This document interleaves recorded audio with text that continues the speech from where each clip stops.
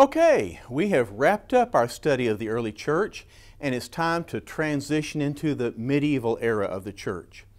This era often is a challenge for us to understand. Many Christians today are troubled by the different doctrines and practices of the medieval church. But some differences have a positive aspect. Modern Christianity is fractured with denominations and theological disputes. Yet, there was a time when Christianity was one. We long for political leaders who identify themselves as Christians. Yet, there was a time when all leaders did so. We complain that our culture is secular. We wish that television, movies, and the media represented Christian values rather than lust and consumerism. And yet, there was a time when popular culture was Christian. That time is known as the medieval era. Christianity was different during the medieval era. The union of church and state was the political and ecclesiastical reality. Catholicism was the dominant religion. The emphasis was on works. Think of it as Christianity put into practice. But superstitions were rampant.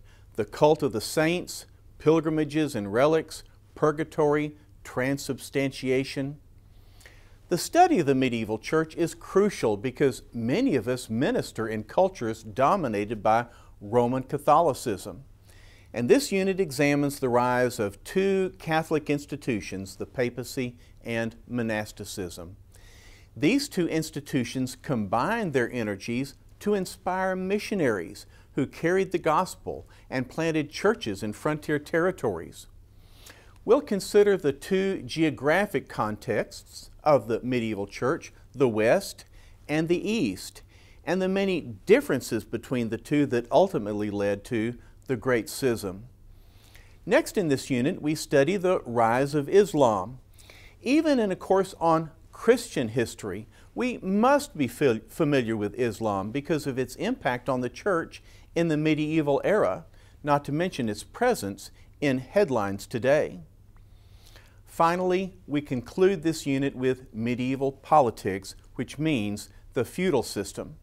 Feudalism was a system of private government that encompassed even church life. Well, we have a lot to cover in this transitional unit that moves us well into the medieval church. It will be new territory to many of you, so keep your eyes and ears open and see what you can learn.